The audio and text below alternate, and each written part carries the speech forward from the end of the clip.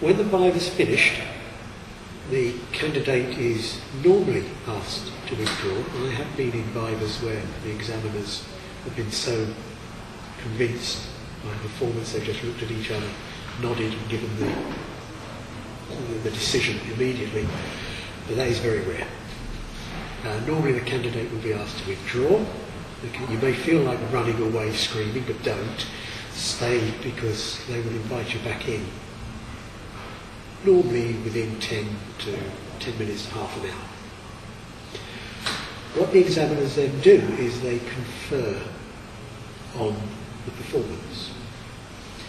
Now, a decision on the thesis is likely to have been made prior to the Viva, and that's one of the things the examiners will have spoken about before the Viva. That is the thesis of a quality suitable for a PhD? Okay, it may need corrections, but now at the Vivas, at the end of the Viva, what the examiners will be doing is conferring on whether they feel that the candidate has met the requirements that the university puts on for having the award of a PhD. Now, there are two things that they will be looking for. One is they will have used that Viva to work out whether you wrote the thesis or your supervisor wrote the thesis.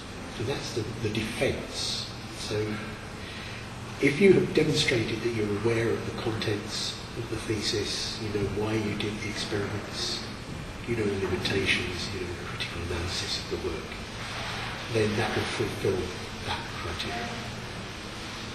The second is that the candidate has sufficient general knowledge of the area, and that will have been ascertained by these questions that they ask on peripheral areas related to the thesis. So, first of all, they will, as I say, do we feel that the candidate has met the standard for a PhD?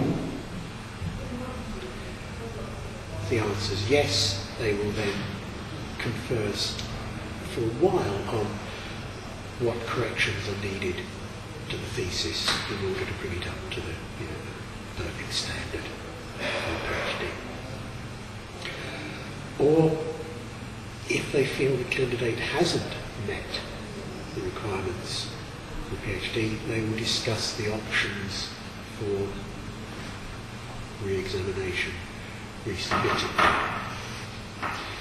Once they've made their decision, they will then invite the candidate back, and the candidate will be informed of the decision.